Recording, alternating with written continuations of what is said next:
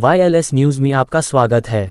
लखनऊ, 3 साल की बच्ची से रेप का आरोपी पुलिस एनकाउंटर में ढेर 1 लाख रुपये का था इनामी।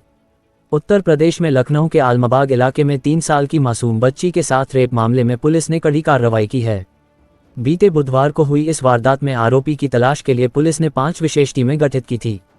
अब सिर्फ 24 घंटों की खोजबीन के बाद पुलिस ने आरोपी दीपक वर्मा को मुठभेड़ में मार गिराया है। बीते बुधवार को आधी रात अपहरण कर बच्ची को साथ रेप की रिपोर्ट के बाद पुलिस ने सीसीटीवी फुटेज से दीपक की पहचान कर ली थी और उसकी गिरफ्तारी पर 1 लाख का इनाम घोषित किया था। इसके अलावा रास्ते में लगे सीसीटीवी के आधार पर दीपक की स्कूटी का नंबर भी ट्रैक हुआ था। रेप की यह वारदात बुधवार देर रात उस समय हुई जब उन्नाव के एक पति पत्नी अपनी 3 साल की बेटी के साथ आलमबाग मेट्रो स्टेशन के नीचे फुटपाथ पर सो रहे थे। रात करीब 2 से ढाई बजे के बीच एक अज्ञात शख्स बच्ची को उठाकर कुछ दूरी पर ले गया और उसके साथ दुष्कर्म कर फरार हो गया। बच्ची के रोने बिलखने की आवाज़ सुनकर एक राहगीर ने माता पिता को सूचना दी। परिजन तुरंत बच्ची को पास के लोकबंधु अस्पताल ले गए, जहां डॉक्टरों ने उसके साथ रेप की पुष्टि की। बच्ची की नाजुक हालत को देखते हुए प्राथमिक उपचार के बाद उसे लखनऊ के किंग जॉर्ज मेडिकल यूनिवर्सिटी में रेफर कर दिया गया। डॉक्टरों का कहना है कि बेहतर इलाज के लिए बच्ची को हायर सेंटर में भर्ती किया गया है। बढ़ते हैं आगे की खबर में। अब छात्रा का सिर काट ले गए कातिल, धड़ यहां फेंका, सलवार की जेब से मिले कागज के टुकड़े से चौंकाने वाला खुलासा। यूपी के मेरठ जिले में 12वीं कक्षा की छात्रा की बर्बरता से हत्या का मामला सामने आया है। कातिलों ने छात्रा का सिर धड़ से अलग कर दिया। कातिल सिर को साथ ले गए जबकि धड़ को रजबहे में फेंक दिया। सलवार की जेब से मिले कागज के टुकड़े से मामले में चौंकाने वाला खुलासा हुआ है। यूपी के उत्तर प्रदेश से दिल दहलाने वाली खबर सामने आई है। मेरठ के परतापुर में कक्षा 12 की छात्रा की सिरकटी लाश मिली है। दरअसल बहादुरपुर गांव के रजबहे में गुरुवार को सिरकटी लाश मिलने से सनसनी फैल गई। मृतक की सलवार की जेब में मिले कागज पर मोबाइल नंबर लिखा था। यह उसके दोस्त का था। किशोर ने शव की पहचान दौराला के दादरी गांव निवासी आस्था उर्फ तनिष्का 17 के रूप में की।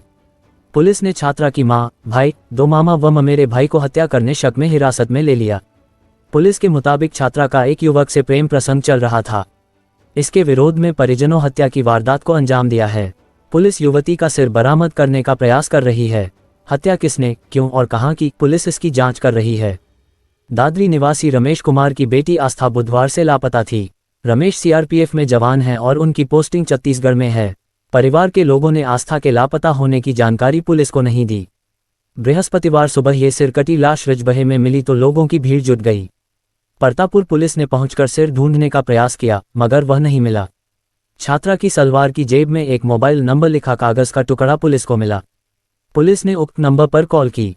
ये दौराला क्षेत्र के नंगली साधारण निवासी किशोर का था। बढ़ते हैं आगे की खबर में।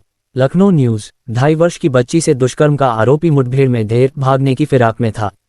राजधानी लखनऊ में शुक्रवार की तड़के पुलिस ने 2.5 वर्ष की बच्ची से दुष्कर्म के आरोपी को मुठभेड़ में मार गिराया। वह भागने की फिराक में था। इससे पहले कि जिले की सीमा छोड़ता, उसका सामना पुलिस से हुआ। डीसीपी सेंट्रल आशीष श्रीवास्तव ने बताया कि 5 जून की सुबह 10 बजे शिकायत मिली थी। इसमें बताया गया कि 2.5 वर्ष की बच्ची के साथ दुष्कर्म हुआ है। मामले में केस दर्ज करके आरोपी की गिरफ्तारी के लिए 5 टीमें गठित की गईं। सीसीटीवी फुटेज से आरोपी की पहचान दीपक वर्मा के रूप में हुई। पुलिस कमिश्नर को 1 लाख रुपये का इनाम घोषित करने का प्रस्ताव दिया गया था। इनाम घोषित होने से पहले मुखबिर से सूचना मिली कि आरोपी क्षेत्र में है। वह भागने की फिराक में है। इस पर पुलिस टीम ने घेराबंदी की। खुद को घिरता देख आरोपी ने पुलिस पर फायरिंग झोंकनी शुरू कर दी। पुलिस की जवाबी कार्रवाई में आरोपी को गोली लग गई। उसे अस्पताल ले जाया गया। वहां कुछ देर बाद उसकी मौत हो गई। बढ़ते हैं आगे की खबर में। चेनाब नदी के तल से 359 मीटर ऊंचे इस पुल की सुरक्षा का जिम्मा देश के सबसे बड़े केंद्रीय अर्धसैनिक बल सीआरपीएफ को सौंपा गया है। प्रधानमंत्री नरेंद्र मोदी 6 जून को इस ब्रिज को राष्ट्र को समर्पित करेंगे। जम्मू कश्मीर के इतिहास में 6 जून को नया अध्याय जुड़ने जा रहा है। प्रधानमंत्री नरेंद्र मोदी 6 जून को चेनाब नदी पर बने एफिल टावर से भी ऊंचे आर्च ब्रिज यानी मेहराब पुल राष्ट्र को समर्पित करेंगे। चेनाब नदी के तल से 359 मीटर ऊंचे इस पुल की सुरक्षा का जिम्मा देश के सबसे बड़े केंद्रीय अर्धसैनिक बल सीआरपीएफ को सौंपा गया है। सीआरपीएफ के विशेष प्रशिक्षण प्राप्त कमांडो इस पुल की हिफाजत में 24 घंटे तैनात रहेंगे। पुल की फुलप्रूफ सुरक्षा के लिए सीआरपीएफ की क्विक एक्शन टीम भी पुल के आसपास तैनात रहेगी। बता दें कि चेनाब रेल पुल की ऊंचाई 359 मीटर है, जबकि एफिल टावर की ऊंचाई 324 मीटर है। यानी Chenab rail bridge Eiffel tower से 35 मीटर ऊंचा है। दुनिया में इतनी ऊंचाई पर कोई भी रेल पुल नहीं है। इस पुल के दोनों छोर को मिलाकर इसकी लंबाई 1315 मीटर है। 1 किलोमीटर से ज़्यादा लंबे इस पुल को स्टील आर्च ब्रिज के तौर पर बनाया गया है। इसकी आर्च की लंबाई देखें तो वह 550 मीटर है। सीआरपीएफ के जवान इस पुल की 24 घंटे सुरक्षा करेंगे।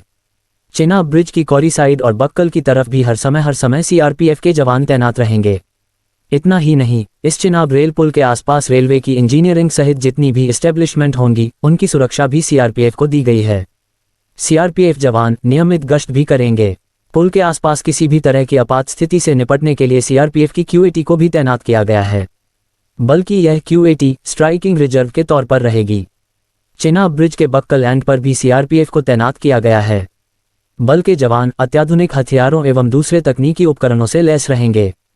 पुल की सुरक्षा को पुख्ता बनाने के लिए ड्रोन से भी निगरानी की जाएगी। जवानों द्वारा चिनाब ब्रिज के दोनों छोर और उसके आसपास के क्षेत्र पर कड़ी निगरानी के लिए नियमित गश्त की जाएगी। बढ़ते हैं आगे की खबर में। रूस ने यूक्रेन पर मिसाइलों और ड्रोन से किया घातक हमला, लिया ऑपरेशन स्पाइडर वेब का बदला। रूस और यूक्रेन के बीच जारी जंग ने भयावह मोड़ ले लिया है। रूसी सेना ने यूक्रेन के ऑपरेशन स्पाइडर वेब का जोरदार जवाब दिया है। रूस की ओर से यूक्रेन पर बड़ा हमला किया गया है। रूस ने बैलिस्टिक मिसाइलों और ड्रोन से यूक्रेन के कई इलाकों में हमले किए हैं। मीडिया रिपोर्ट्स के मुताबिक रूस ने यूक्रेन में एक साथ कई ठिकानों को निशाना बनाया है। यूक्रेनी वायुसेना ने क्या कहा? सीएनएन की रिपोर्ट के मुताबिक यूक्रेनी वायुसेना ने बताया कि रूस ने कई दिशाओं से बैलिस्टिक मिसाइल और ड्रोन हमले किए हैं। रूसी हमलों की जानकारी वायुसेना ने अपने आधिकारिक टेलीग्राम चैनल पर दी है। रिपोर्ट्स के मुताबिक रूसी हमले के दौरान यूक्रेन की राजधानी कीव में कई स्थानों पर विस्फोट और आग लगने की सूचना है। रूस ने रिहायशी इलाकों को निशाना बनाया। रूस के हमलों को लेकर कीव सिटी मिलिट्री एडमिनिस्ट्रेशन के चीफ तिमुर तकाचेंको को बताया कि मिसाइल और ड्रोन हमलों से कई इमारतों में आग लग गई। तकाचेंको ने कहा कि रूस ने रिहायशी इलाकों को निशाना बनाया है। कीव के मेयर विताली क्लित्स्को ने भी होलोसिवस्की और दार्नित्स्की जिलों में आग लगने की पुष्टि की है। क्लित्स्को ने टेलीग्राम पर अलर्ट जारी करते हुए कहा कि राजधानी पर हमला हुआ है, लोग शेल्टर में रहें और सतर्क रहें। जाने यूक्रेन ने किया क्या था। इस बीच यहाँ ये भी बता दें कि हाल ही में यूक्रेन ने ऑपरेशन स्पाइडर वेब लॉन्च करते हुए रूस पर ताबड़तोड़ हमले किए थे। यूक्रेन ने रूस के अहम ठिकानों को निशाना बनाया था और 41 रूसी बमवर्षक विमानों को तबाह कर दिया था। यूक्रेन ने रूस के जिन बॉम्बर विमानों को निशाना बनाया था उनमें A-50, Tu-95, Tu-22M3 और Tu-160 शामिल थे। अब रूस ने यूक्रेन से इसी हमले का बदला लिया है।